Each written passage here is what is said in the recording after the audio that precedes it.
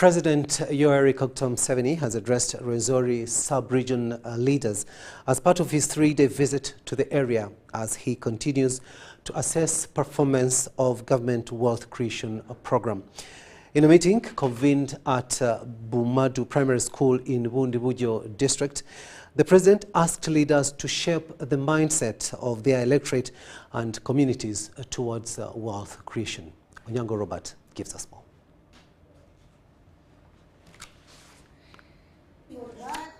Leaders from Rwenzori sub-region have convened in Bundibujo district for a wealth creation retreat summoned by the President of Uganda, Yoweri Museveni. This was graced by both local and national leaders, including the Deputy Speaker of Parliament, Thomas Tayewa, Chief Whip Dennis Oboa, Ministers Dr. Christopher Yomosi, Victoria Rusoke, Minister Martin Mugara, and Alice Kaboyo. As they waited for the president, technocrats from the Parish Development Model Secretariat, Emyoga and other government agencies interacted with the leaders. Aggregation centers will help us with both marketing but also collective bargaining. Uganda has achieved an economic takeoff stage, self-sustaining growth. This has been possible because of stable leadership, of visionary leadership of Yoweri Museveni. Also, we have allocated the land to 17 companies. The biggest vehicle assembling plant, or actually assembling plant, or manufacturing plant if you like, by Metu Zongdong, a Ugandan, is going to be located in Kasese Industrial Park. So please do clap for the people of Kasese and the Rwenzori. For the local people's representatives engaged government on what hinders governance and development. There is a need for government to give us coffee seedlings, particularly Arabica coffee SL14. Misplaced in the camp, those who are in Muhocha have been not considered as part of the beneficiaries. So these people send me today that now that you are going to access the president of Uganda, you go and ask and reach our message and ask why we are not benefiting under a PDM program. We have a huge population and the PDM gives only 100 million. So you find that what they get is too little for such a huge population. So my request is that when we are disbursing this money, we should also look at the population. Someone is saying we are a bit lenient, and that is the reason people will fail to pay. Let us not take action in anticipation. Let us assess and confirm that people are not paying. But otherwise, the regulations are already there. The meeting at Bumadu Primary School grounds focused on wealth creation, and the preacher of the day was President Yoweri Museveni. And specifically for Bundibujo, the song now in Bundibujo is the long-awaited establishment of the cocoa factory for value addition and job creation. Your Excellency, the people of Bugendera County, they have been agitating, and you promised and you pronounced yourself on their agitation for Bugendera district.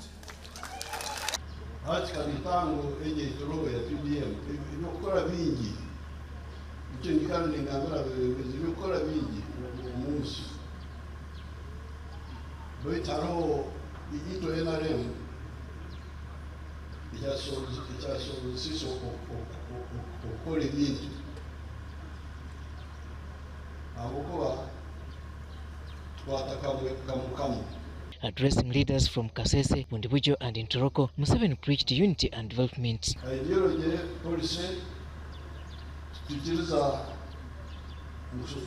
Kwa mahanga au kwa madini au nini kupea wakazi ito tusero mserikali wa Burundi. He also advised leaders to prioritize wealth creation. Yinwe abahansaro nini mukumanye ikigambo cyo kusinga n'abandi abanyarwanda. Abokuba mumanya ebiri buseera hali mumanya ebiri Sudan mukana mumuhurira. The address also focused on agitation for free education for all in government-aided schools, as well as emphasizing to the Rwenzori to avoid land fragmentation. The president will on Wednesday return to Kasese district on a third day of the region tour. Robert Nyango, UBC News. To make sure there is enforcement.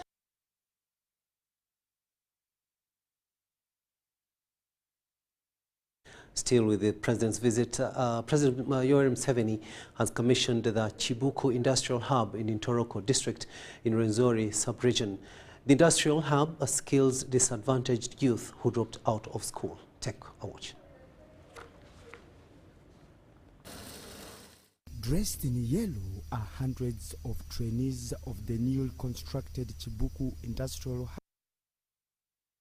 Hub in Ntoroko district, undertaking tailoring under the presidential initiative for industrial youth skilling. The industrial hub equips youth who dropped out of school with skills in tailoring, welding, bakery, hairdressing, shoemaking, carpentry and joinery, and building and construction. 20-year-old Jackson Motebi dropped out of school in Senior 4. Since I've joined the hub, I've got a lot of skills. I've learned very many things whereby I can make every sort of garment design. The hub has had 3 intakes since 2023, and at least 890 have been trained. Income was 0, but now I can make garments. I can make these dresses as you see, how I'm dressing, can make gowns. President commissioned the hub on the wealth creation tour of Rwenzori sub-region. During the commissioning, Museveni emphasized the free education to allow vulnerable communities access education. Abana bona basomere busa mu primary.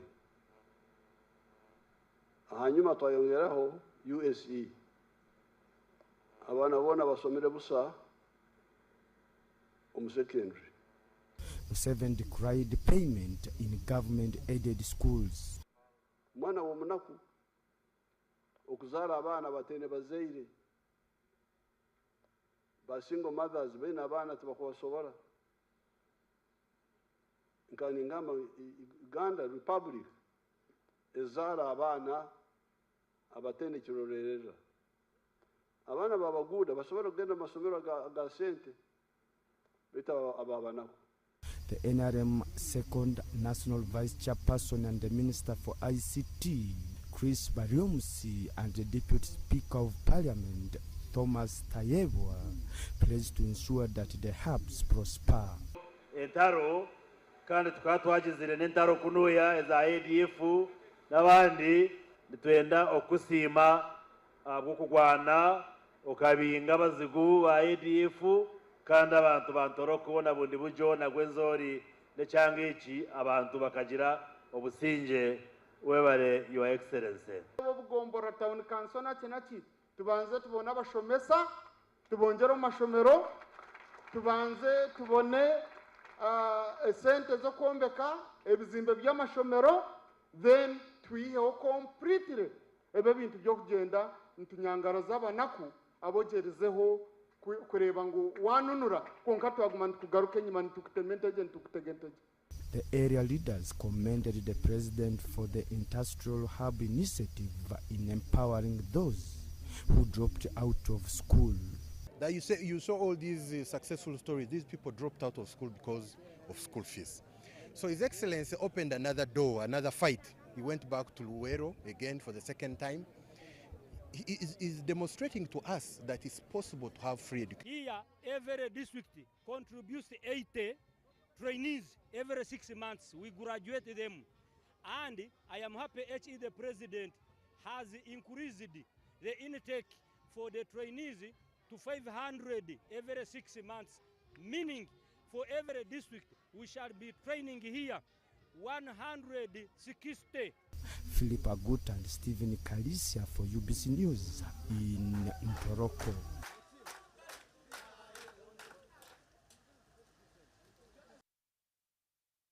Thanks, Philip and Kalisha, for that story there. The European Union has committed 48 million euros, approximately 200 billion Uganda shillings, to support Uganda in the restoration of forests and protection of the environment.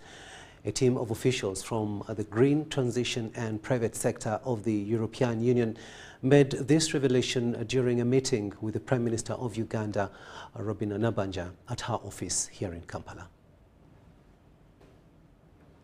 Research indicates that Uganda's forest cover has been declining in the last 20 years, from 24% to now 12.6%. The government of Uganda, together with European Union countries, developed a partnership framework to restore the degraded forests in Uganda. We very much welcome all the efforts made so far by the government of Uganda to implement activities that promote our common sustainability objectives, and in particular the preservation of forests. As you know, forests are the lungs, the life support system of the world. They help regulate the global climate and water cycle all around the globe, and their biodiversity is unique.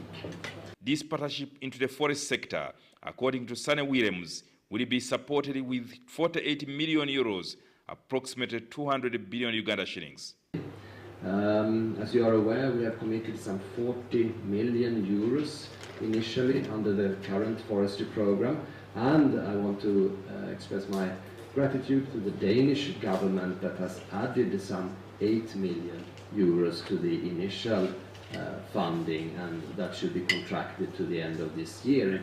Prior to the operationalization of the forest partnership, other EU member states like Germany through KfW and Sweden through CEDA had committed over $20 million, which had been locked in the World Bank over social safeguards and perceived discrimination against minority groups. In 2023, President Yoweri Kaguta Museveni put a ban on timber export as a measure to stop the cutting of forests across the country. Why are we allowing the export of raw timber and import furniture? Why can't these furniture factories set up here? I therefore direct you and the Minister of Water and Environment to make sure that this practice is stopped immediately. 2023. However, officials from the European Union nations are concerned that a number of investors into the forest sector are stuck because of the ban by the president. Uganda has been quite successful in setting up commercial plantations. The forest cover has actually expanded because of those commercial plantations.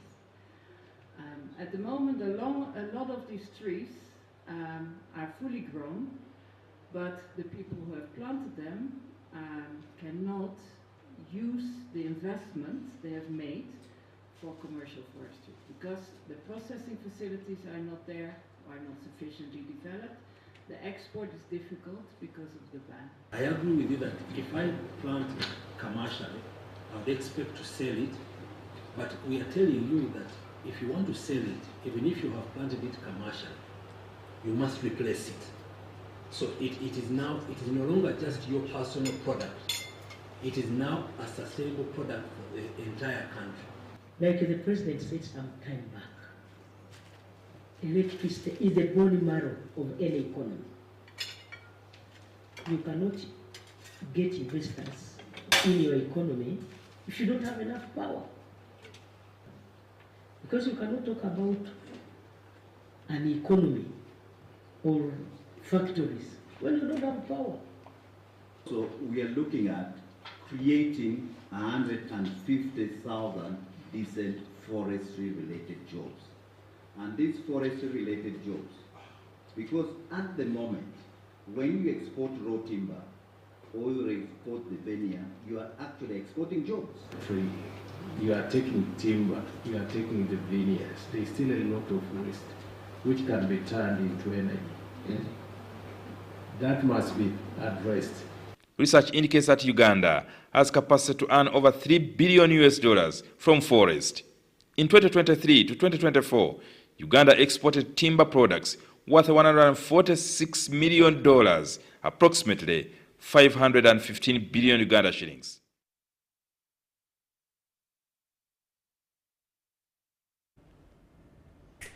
Jingo Francis reporting there. The Internal Security Organization and the Special Forces Command, SFC, have emerged winner and first runner-up respectively in the 2025 CDF Interdrill Grand Finale. The competitions are part of the Uganda People's Defence Forces ongoing mission to showcase the force's capabilities and professional skills. The Chief of Defence Forces, General Mhoze Kainerugaba, reaffirmed that the welfare of soldiers remains a top priority. Ivan Kahwa reports. The Uganda People's Defence Forces has held the CDF Inter-Forces Drill Grand Finale held at the Kololo Independence Grounds in Kampala. The event aims at showcasing the UPDF's prowess, unity and military skills. 16 teams of soldiers underwent military training, including the cane stick, crop stick and foot drills. 9 teams were selected to represent the UPDF at the grand finale.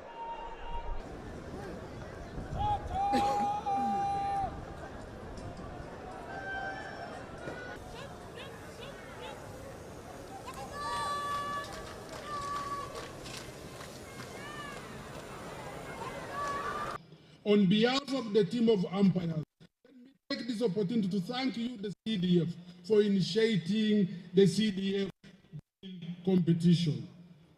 The trust and honor bestowed upon me to head the umpiring team in this inaugural exercise. Let me also take this opportunity to thank the Deputy Chief of Defence Forces and the Implementation Committee, who ensured that due support was provided to the umpiring team as it embarked on its task. This is a small demonstration of the excellence we're pursuing in many fields in UPDF. It will also have instilled habits of precision, attention to detail, time management, teamwork, and camaraderie. Inspector of Defence Forces and also the Deputy Chief of Defence Forces, Lieutenant General Samuel Okiding, reiterated the UPDF's commitment and capacity to safeguard Uganda's territory. This drill competition has highlighted a lot of things, a number of military qualities and values. As we are all aware, armies are mirrored through various yardsticks, and this is one of them, the one we have just concluded. Field work, I don't want to waste even 1 second, because the whole world know you can play around, but don't touch UPDF via certain things. The Internal Security Organization marched best, winning a trophy and 10 million, followed by the Special Forces Command, which was given 5 million. With these drills with other forces, we get to interact with them, we know each other, and it becomes very easy for us to operate in the field with them. So these competitions have really been very good, and we encourage that they continue. The Chief of Defence Forces says this inaugural edition has showcased some of the best the UPDF has to offer, while he also emphasized continued enhancement of soldiers' welfare. That is, where they sleep, where they work, how they feed, how they access medical care, how they dress, how they move, transport, i.e. transport and logistics, how their children access education services within the UPDF. We are now similarly paying great attention to the quality of professional military education, of the professional military education of our officers and men at all levels. The second edition of the CDF Interforces Drill Competition will be held next year in 2026. Ivan Kahwa, UBC News, at the Kololo Independence Grounds in Kampala. Great initiative there by the Chief of Defence Forces, General Muhoozi Kainerugaba. Matters pertaining to the health sector now, and Uganda Heart Institute is scaling up diagnosis and treatment of congenital heart diseases through increased local pediatric cardiac surgeries and interventions. Minister for Health, Dr. Jen Ruth Acheng, says Uganda Heart Institute is saving young lives and calls upon the public to reflect on the growing burden of heart diseases. Mary Namkose gives us more. Nasidori Siana, a mother to 1-year-old Esegu Josiah, was overwhelmed with emotion as she recounted her son's battle with a congenital heart condition. In COVID, we lost him. So when I got to know about this one again, I was so much taken up as a mother. But I thank God, when we got to know about this one, I was like, as a mother, if it means leaving out work to ensure that my boy is safe. She explained that at such a tender age, Josiah frequently suffered from TED spells, a condition which prompted the Uganda Heart Institute to prioritize his surgery. I first called Dr. Ketchum and asked him, can you work on a boy? He's just 11 months, but he has stove, but he was getting many attacks every now and then. So he told him, we can work on that boy, send them to Molago, then we get an appointment. Right now, Josiah is here. He's made 2 years in April, but now I thank God. I thank God for your child. I thank God for all the doctors and all the nurses. My boy can talk. He can even call me Mama. Through the Brave Hearts Children Initiative, the Uganda Heart Institute has successfully conducted at least 55 life-saving open and closed heart surgeries in just 4 months. To increase the local surgeries done within Uganda, local cardiac catheterization procedures, and limit referrals abroad. As I speak today, from January to May this week, we have operated 55 children in the Heart Institute. Health Minister Dr. Jen Ruth Acheng further advises Ugandans to reflect on the growing burden of cardiovascular diseases and rethink early detection and treatment. We are reminded of the urgency to scale up efforts. We must work together to improve early diagnosis, especially in prenatal and infant stages, expand access to corrective surgeries and catheter-based interventions, and put in place systems that allow us to measure our progress and continuously improve. At the same time, we must raise public awareness and promote preventive strategies. The Executive Director, Uganda Heart Institute, Dr. John Omagino, says focus has shifted to rural and upcountry districts to identify underorganized cases. Some of these children, we are beginning to handle them upcountry. That is where they are. They have challenges. They cannot reach here. If we wait for them in Kampala, we have lost the game. The children are upcountry. We are now doing these closed heart surgeries, these PDAs, upcountry. We have trained cardiologists and posted them there. We want them to get bigger salaries, which can retain them there. Mary Namkose, UBC News.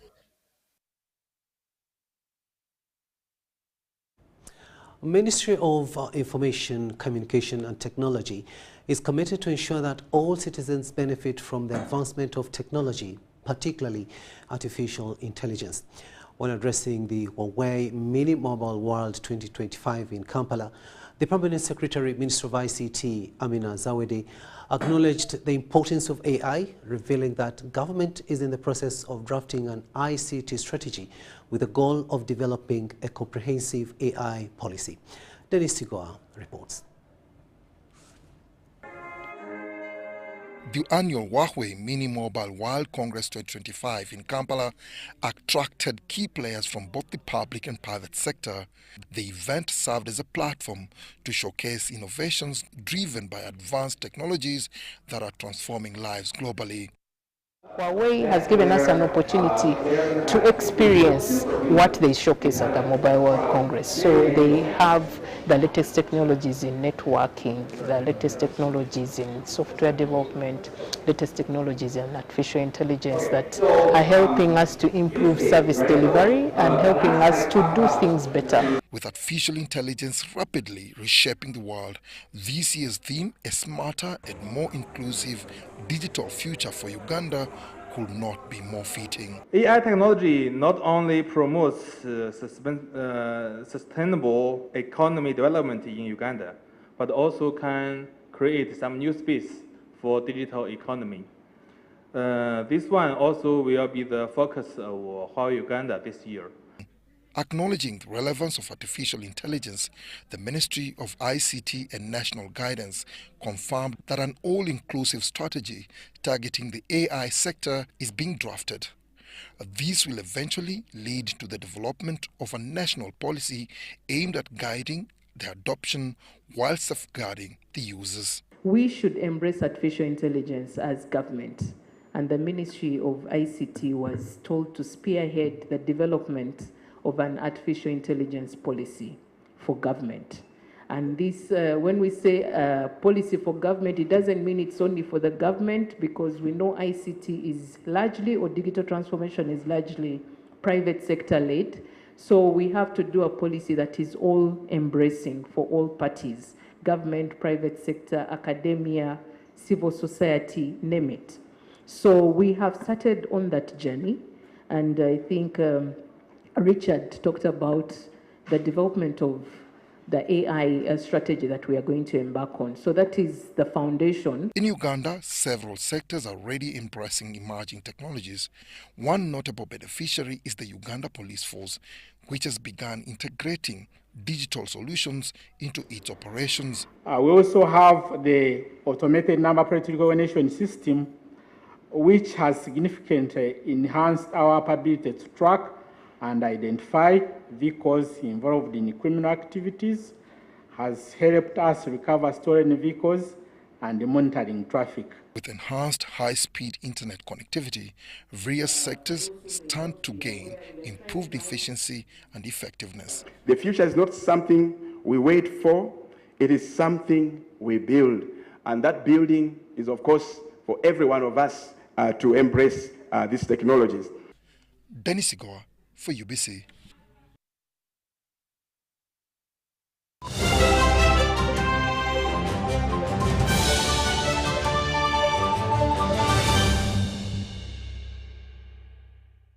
Big think about the MTN Super. Wali yakapia musite wali yakapia. MTN kabo the Super mustairompia. Then you kabo the smartphone nebi akabibiona. MTN kabo the Super mustairompia. Then you can buy the smartphone nebi akabibiona. Get the new Kabode Super smartphone and enjoy 16 GB free. Start with a deposit of only 45,000 Uganda shillings and pay the rest mpora in daily installments of less than 1K. You can also make weekly and monthly installments. Together, our vibes are unstoppable. Terms and conditions apply. MTN. MTN is regulated by Uganda Communications Commission. Hey, Kajambo. Where are you going with the family? Oh no. We are on our way to the polling station. The Electoral Commission is displaying the National Voters Register. And I need to make sure my name is on it. And Sophie here wants to confirm her voter details. We are all warming up for elections. Okay. What about these young men? I can see you. These ones are no longer boys. They are now men. Last election, they were too young to vote. But now they are ready to vote. Mukasa, you have really inspired me. Now let me also go home and pick my wife so that we can check the details in the register. Okay. See you on the polling station. The National Voters Register will be displayed at your polling station from 25th April to 15th May 2025. Please do not miss this chance to confirm your polling station and your voter details. Report the dead for removal from the register and those who appear more than once. Every vote matters. This message is brought to you by the Electoral Commission of Uganda. Step into a world of excellence, comfort and pride with Royal Foam Furniture, crafted to perfection right here in Uganda. We bring you state-of-the-art living room furniture and bedding products at affordable prices. Our wide variety of mattresses include orthopedic, pillow top, spring mattresses suitable for institutions like hotels, and many others for home comfort. With every piece telling a story of royal excellence, our products are built with the highest quality materials made to last. Experience royalty with Royal Foam Furniture, proudly made in Uganda, so buy Uganda and build Uganda. Visit our showrooms at Ginger Road, Chambogo Junction, Bukota Chisasi Road, and on Victoria Mall, Entebbe, on the first floor. A smile that is white, fresh and beautiful is a smile to be proud of. Discover new Colgate White and Fresh for the whole family with high quality and an incredible price. Are you a woman with a small-scale business with a dream of growing it to another level? The GROW Project is here to support you in realizing your dream. The GROW Project is a government initiative implemented by the Ministry of Gender, Labour and Social Development and Private Sector Foundation Uganda with support from the World Bank. We support women-owned businesses across the country to gain hands-on and business management skills through training within your location, business financing through grants and affordable loans, and infrastructure in your areas of operation to enable you to increase your productivity. If you have a business that makes sales of up to 800,000 Uganda shillings per month, the GROW Project has the tools and resources to help you succeed. For more information, contact your district or city GROW focal person or call our toll-free line on 0800 307 777 to learn more about how you can benefit from the GROW Project's services. The GROW Project, empowering women economically, transforming communities. Special announcement from the Baseline Education Census 2025. The Uganda Bureau of Statistics, in collaboration with the Ministry of Education and Sports, is conducting the Baseline Education Census 2025. This exercise will cover all learning institutions in the country for both government and private establishments, namely pre-primary, primary, secondary, vocational, and higher institutions of learning. The Baseline Education Census exercise data collection is being conducted in a phased manner, starting with Greater Kampala Metropolitan Area, comprising of districts of Kampala, Mukono, and Wakiso. The rollout to all other regions will commence at the beginning of second term. The Baseline Education Census collects information on learners, teachers, and school facilities to facilitate planning and policy decisions in the education sector. Uganda Bureau of Statistics appeals to the general public, heads of schools and institutions, as well as the local government authorities to cooperate with the BEC enumerators. In a special way, UBOS appeals to all parents of the learners to support the exercise by availing learners with their correct date of birth, national identification number, and learner's identification number. For more information, please call 0772 933 628 or 0743 787 189 from Dr. Chris Mukiza, Executive Director.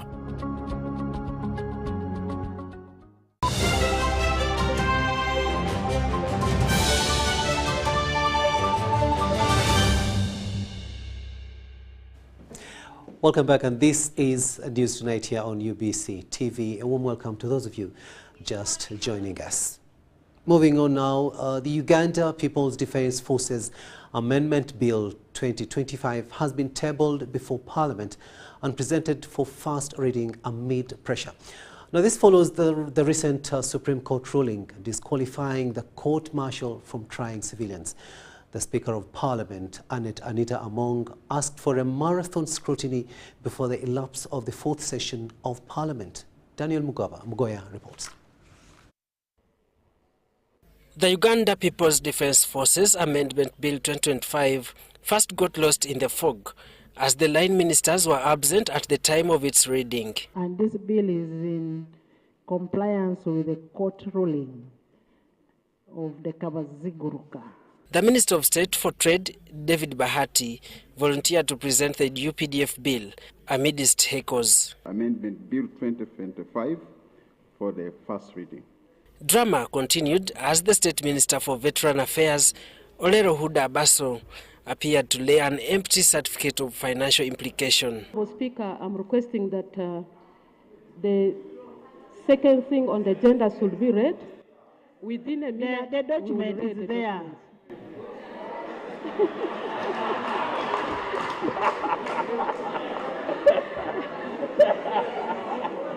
And finally, the Minister of State for Defense, Jacob Oboth, saved the day. I beg to move. The situation depicted high stakes with possible consequences for failure. Honorable Speaker, that's not the way procedurally bills are read for the first time. The Prime Minister is here. Madam Prime Minister, why don't you organize your cabinet? Let it be late. Can you get the certificate and lay on table?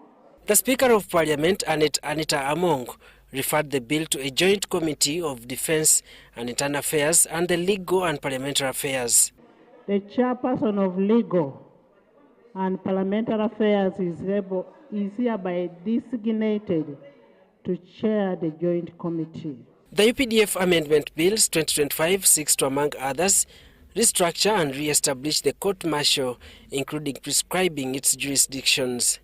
A civilian who is gotten in concert, allegedly committing an offense with serving military officers, that at the start of trial in the military court, this civilian will now be given the rank of private. Can you imagine? The most fundamental issue that was raised by the Supreme Court is that these people work under command. Whether a lawyer becomes, as long as you're a military man, it doesn't matter whether you're a lawyer, you will still be appointed by the high command. So you can't have a court appointed by the high command and the charges preferred against you by the high command, and then you pretend to be a judge. The Supreme Court recently disqualified the trial of civilians in the court-martial. The bill in progress seeks cure through identifying exceptional circumstances under which civilians are tried in the court-martial. What would be important is for court-martial to be trying only soldiers, because we have enough rules in our statute books. That would be the most important. The moment you go beyond, and the experience that we have got under the court-martial does not give any confidence to any Ugandan that this is a law which is made in good faith. I think it makes the bill a bit uglier and it may cause unnecessary tensions in Parliament. If I were to advise, I would have isolated the issues that are purely to deal with the welfare, the structure, the command, the treatment, the pensions of the UPDF separately, and then study further how best to deal with the pronouncements of court. Now, the government bill is also in the spirit that the UPDF has registered transformation arising from both threats and opportunities. Speaker Anita Monk wants a speedy approach to ensure the bill is not locked by the closure of the fourth session of the House. And I am not going to allow people to come and do politics here. I expect the committee to handle this and should be resolved before the end of the fourth session. Daniel Mugoya, Gloria Gutabinji, UBC News. In difficulty. Climate and peace-building experts from the Intergovernmental Authority on Development, IGAD, convened in Entebbe for a 3-day validation workshop on climate conflict early warning tools to integrate climate and environmental data with conflict dynamics to anticipate and monitor climate-induced insecurity in vulnerable borderland regions. There has been conflict and climate change in Karamoja region, resulting from castle wrestling with herdsmen crossing from Kenya and South Sudan, looking for pasture and water. The Intergovernmental Authority on Development established structures responsible for data collection at community level to gather information on conflicts and climate change to address the existing challenges. Of course, one of them is through the conflict early warning, where we are looking at the impact of climate change on conflict in the communities. When it comes to issues of conflicts, as we understand in Karamoja, there's a lot of cattle rustling. If they see that there is an emerging conflict, they also collect that information and inform the local leaders so that they can prevent that conflict, the rustling from taking place. The IGAD head of mission to Uganda, Jocelyn Bigira, says early warning response units are generating information to inform planning and enable policymakers make informed decisions. Any disaster that is anticipated, and as you have understood, it's early warning. They anticipate that it's going to rain or it's going to flood, and they communicate that information to help the districts prepare and put in place mechanisms for ensuring that it doesn't hugely affect the communities where it's likely to happen. Our government of Uganda programs already was taking this into consideration under the Integrated Development Plan. So it's good that IGAD is now looking at the relationship between conflict and climate using predictive tools to prevent conflict. The Director IGAD Conflicts Early Warnings and Response Mechanisms, Sewadi Kamlas Omogo, says they have come up with interventions and coordinated actions. We look at that and look at how that focus is going to affect the livelihood of the Turkana people. Definitely they will want to go to where the vegetation is better for their livestock, and so as they make that move, there is always likelihood of conflict happening in the destination, which is normally on the Moroto side or on the way to Moroto. So normally when you get these alerts, then we bring the local leadership, local people to deliberate on how do we facilitate, say, the Turkana to be able to sustain their livelihood while not getting into conflict with the rest of the community. So the pilot initiative serves as a scalable model with the potential to expand across other vulnerable areas within the IGAD region and beyond to better respond to emerging climate-related conflicts. Established in 2002, SEWAD is a regional mechanism for conflict early warning and response on cross-border pastoralistic conflicts. At least 1.2 million Ugandan coffee farmers have registered under a new national traceability system aimed at ensuring compliance with the European Union's deforestation regulation, EUDR. According to the Ministry of Agriculture, Uganda is on track to meet the EU's December 30th, 2025 deadline. The European Union's deforestation regulation mandates that all coffee exported to the European Union must be traceable to land not deforested after December 31st, 2020. To boost readiness, the Ministry of Agriculture has convened a high-level stakeholder conference in Kampala. The event brings together EU representatives, donors and key players in the coffee sector to align efforts and fast-track compliance.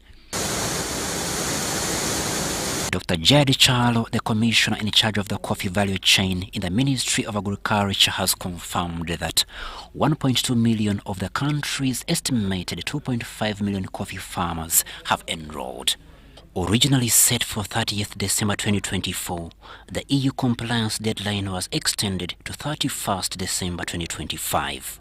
Originally set for 30th December 2024, the EU compliance deadline was extended to 31st December 2025. We have done a substantial amount of work already. We have registered around 1.2 million farmers out of 2.5, so we are roughly 50%. From my perspective as the minister, we are doing well. But of course, there remains to be some work to be done, especially on how the data can be accessed, how the data can be stored, and how will the traceability look like. The regulation is about traceability. we must trace our coffee from the producer to Europe. The EU's regulation will reduce its contribution to global deforestation by banning imports of coffee not proven to be deforestation-free. So we need to conduct more awareness campaigns to inform the public about the requirements. The other issue is the issue of financing. We need to see how we can help provide credit and other financing for our farmer groups and stakeholders in the value chain. I think it's a very challenging regulation for a lot of stakeholders, and that's why from German perspective we want to continue to help with technical assistance, with financial assistance. We have done that already with the government-to-government negotiation here in Uganda in 2024, and we will continue to do that. The head of cooperation at the EU delegation in Kampala, Carolina Hedstrom, is encouraged by Uganda's commitment and the concrete steps already taken to meet the desired requirements. Colleagues are meeting here for 4 days, and the idea is to learn from each other, from different coffee producing countries, and see what still needs to be done between now and the end of the year to ensure compliance. Crispus Arinitwe, UBS News.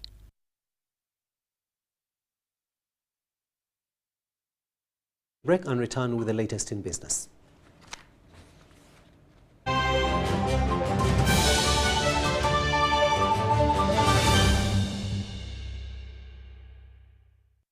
Here's your chance to win school fees for your child for a whole year. Just pay school fees using Momo. Today we are at Lukman Primary School that's located in Kauku, Bwerenga, right by the lakeside. We have a happy customer who paid for her daughter's school fees. Nuru wano muwanguzi era agenda kusoma guno mwaka gwonna. MTN Momo esasudde yo akolegwa akusoma. Ngasasula bitundu nendeta nensasulako nasigala nga babanja natuka okuwumula nga tannamalayo banankesa bibadde byangu nemwebale nnyo mwebalira mpulira nga essanyu limpitidde naye mpulira ate kati nga kaba bukaabi mu mutima mwebale nnyo mwebalidda kula nga nze muwanguzi nakkonde nnooku. Dial *165 *80 hash. Select option 2 for school pay. Select option 1 to pay school fees. Enter the student number and amount and approve the transaction. You will now enter the draw to win school fees for your child for a whole year.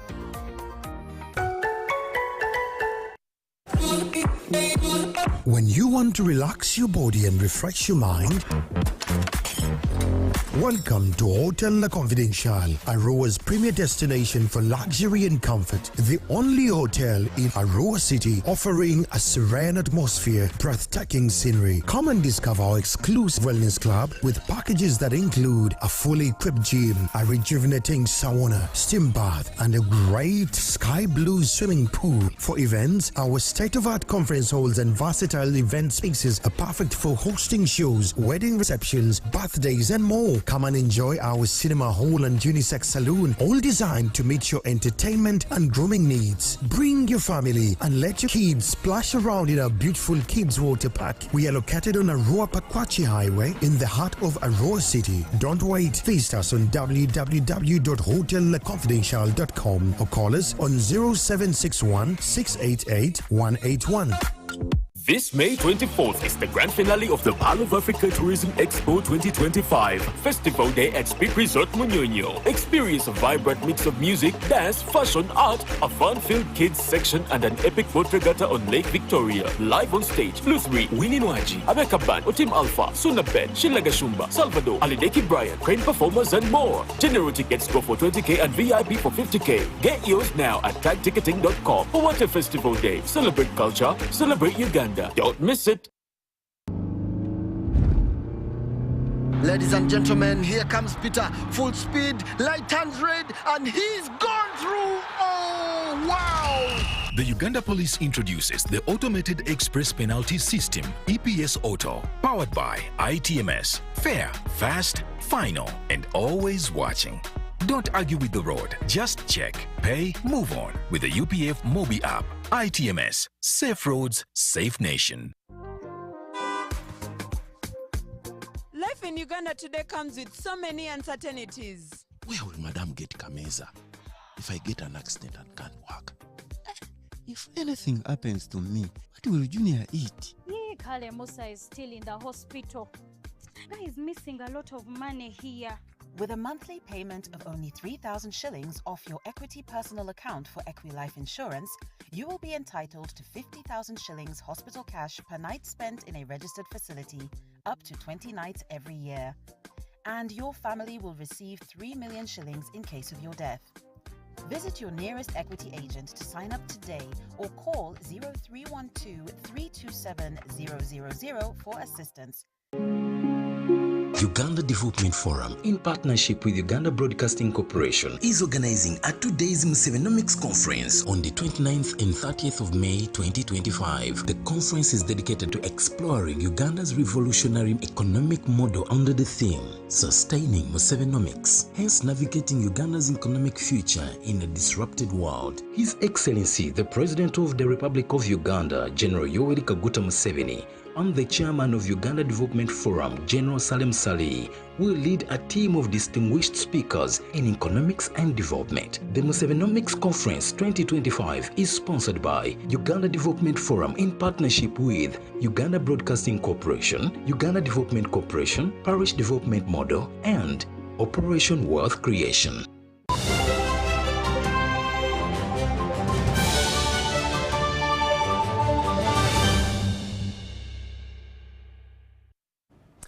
Welcome back. Let's have a look now at the latest in business. Kampala City Traders Association, CACITA, has come out and expressed concern to Uganda Revenue Authority for increasing taxes on goods and removing the groupage cargo system. Now, this follows URA's release of a document dated 24th April this year, halting the groupage cargo system unless one possesses documentation showing the exact contents of their cargo. During a press conference, traders led by CACITA chairperson Thaddeus Msoke expressed dissatisfaction, saying that this decision will greatly burden small-scale traders. Has already submitted a petition to Uganda Revenue Authority and the other relevant bodies to this effect. About the new hiked customs values on garments until inclusive and transparent consultations with relevant stakeholders is conducted. Furthermore, we wish to remind URA that Uganda is a signatory to the World Trade Organization and as such is bound by the General Agreement on Tariffs and Trade. The current shift to valuation garments and textile based on weight is inconsistent with the GATT principles. Nowhere within the provision of GATT valuation agreement is it stated that import duties may be imposed based on the weight of goods, especially in the absence of evidence that the transaction value is unreliable. CACITA Uganda remains committed to working collaboratively with the Uganda Revenue Authority to develop equitable and inclusive and practical tax and custom policies that reflect Uganda's dynamic trade environment. We're ready to engage further and receive technical guidance from Uganda Revenue Authority.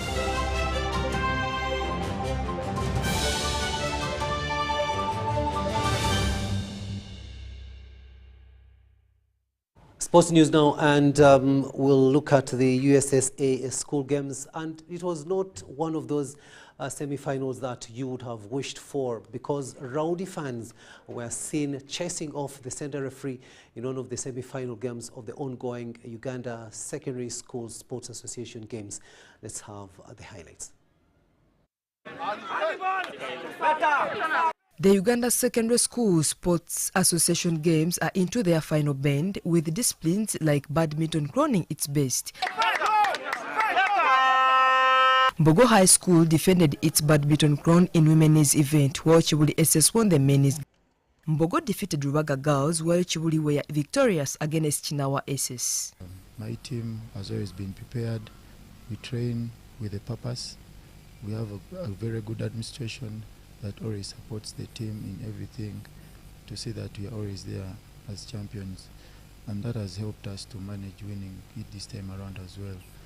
We have managed to come as number 2 in this Nationals 2025, and we have learned many lessons that we should work hard, go back and do more court movements, do shuttle picking, so that we come back next time when we are fit to defeat that school that has defeated us on final, Chibuli SS. Meanwhile, in football, the explosive semi-final contest between Ginger Progressive Academy and St. Mary's Boarding School Chitende was abandoned in 39 minutes with Wakiso Zone School leading 1-0. Chitende took the lead inside the first 4 minutes, courtesy of penalty, and by the time of abandonment, Ginger Progressive Academy had leveled and the goal cancelled by the assistant referee for an offside call. Charged up fans attacked the match official, who sprinted off for his dear life towards the center of Ngora High School playgrounds.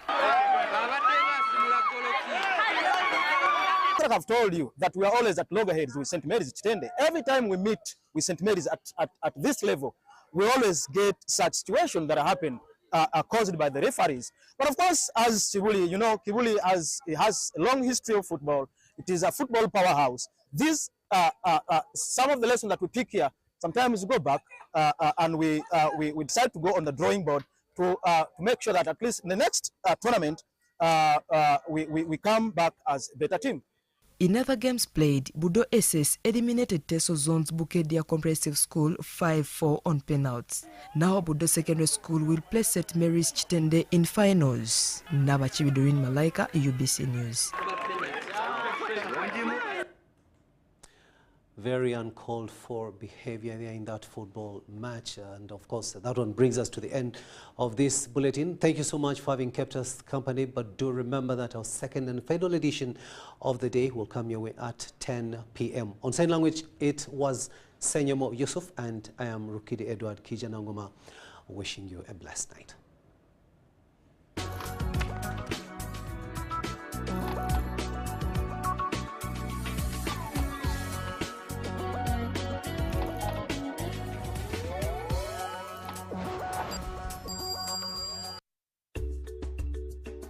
According to the Uganda Bureau of Statistics Census report of 2016, in Uganda, 12.4% of the population, about 4.5 million, live with a disability. Limited access to ICT and assistive technologies increases digital disparities, prompting UCOSAF's aim to promote digital inclusiveness for persons with disabilities. The ICT for People with Disability program aims to improve the accessibility of education and technology for persons with disabilities and promote their full and effective participation in society. UCOSAF is implementing this program through the creation and maintenance of an online observatory for persons with disabilities intended to link persons with disabilities with service providers and different programs that empower them, and provision of adaptive tools that enhance their quality of life through ICTs and digital skilling.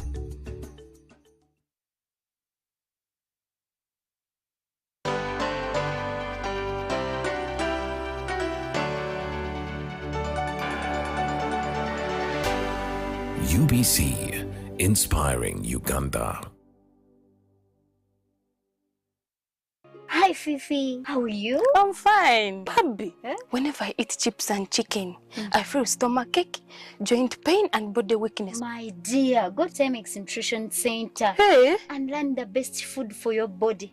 And get treatment according to your blood group. Are you sure? Yes. By the way, do you know your blood group, genotype, and how much you need to exercise? Come to Timex Nutrition Center for professional advice on how to manage your health and immune boosting. At Timex, we treat diseases like diabetes, arthritis, ulcers, obesity, pressure, and many more. For details, find us at our headquarters in Kampala on Nasa Road, Conrad Plaza, 2nd floor. We also have a branch in Barara, or call us on 0758 819952 or 0778 288361. Timex, be your own doctor.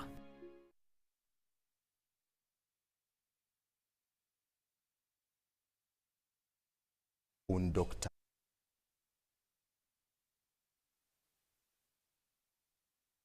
very many people out there who come out to say that in case you have any issue, if you're not feeling fine when it comes to issues concerning your health, of course you have to really be fast, rush to any medical facility nearby and seek for that medical guidance. It is very important. Otherwise, welcome to our show. My name is Jethro Kasaiji, where I do host Dr. Tamale Ismail from Timex Nutrition Center. And of course, this show happens once a month, and it does happen on every second Tuesday of the month.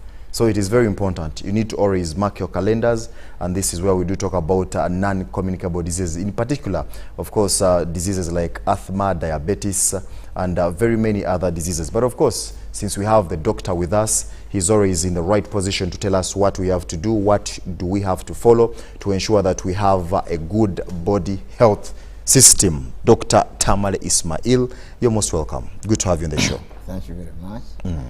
Good evening, viewers. Thank you very much for tuning on UBC TV at this time to know much about your own health. Be your own doctor is our motto. Timex Nutrition Center, we represent Dr. Peter Diadamo in the United States of America, and we do what we call nutrigenomics. For some of you who have just tuned in, nutrigenomics is the science whereby you eat foods according to your genetic formation, exercises according to your genetic formation, and lifestyle strategies. So you can be able to treat, prevent, and cure diseases, because you allow the body system to take charge of itself. Then it should be able to do that. Those who have just come in still, we are found on Nassau Road, on Conrad Plaza, on the second floor.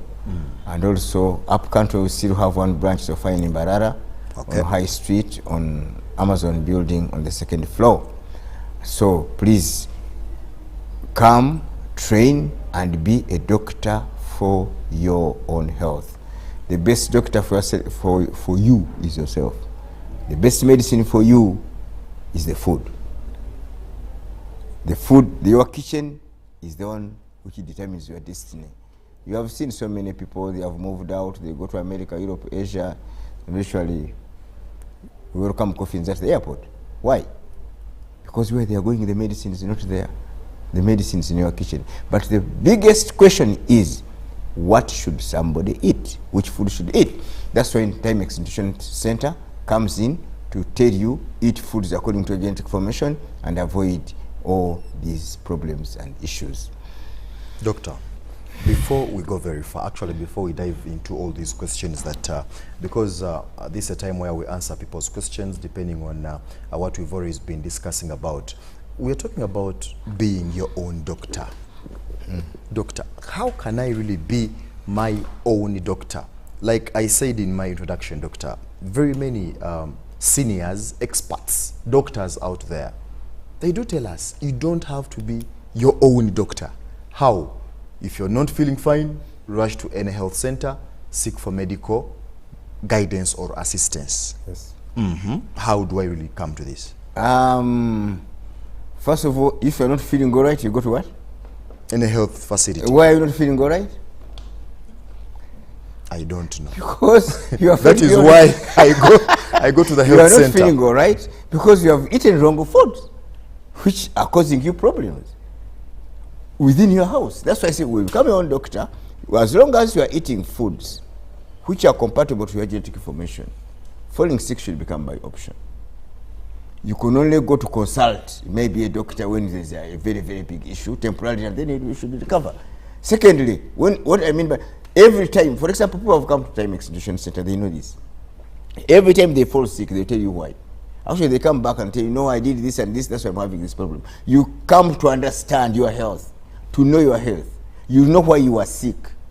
It's not a matter of falling sick and going to doctors and going to herbs and so on. No. Why are you sick, first of all, before you go to where you are going? Because if you don't know why you are sick, then you'll continue going there, you'll continue going there, for how long and for how far. So that's why I'm saying, be your own doctor and using your food in your kitchen as the best medicine. Doctor, Let's dive into these questions, because people up to now, they're still asking a number of questions when it comes to issues concerning what they're supposed to eat. What is it all about, non-communicable diseases? We do have those who are watching us for the first time, and they really have to understand what are these non-communicable diseases, Doctor? Still, for people, viewers who have just come in, non-communicable diseases, we said they are diseases which are not transmitted from one person to another. 2, there is no microorganism which cause them. 3, there is nowhere in the world where they are vaccinated from. For example, if you talk of diseases like pressure, diabetes, cancer, asthma, joint pains, these diseases cannot be transmitted.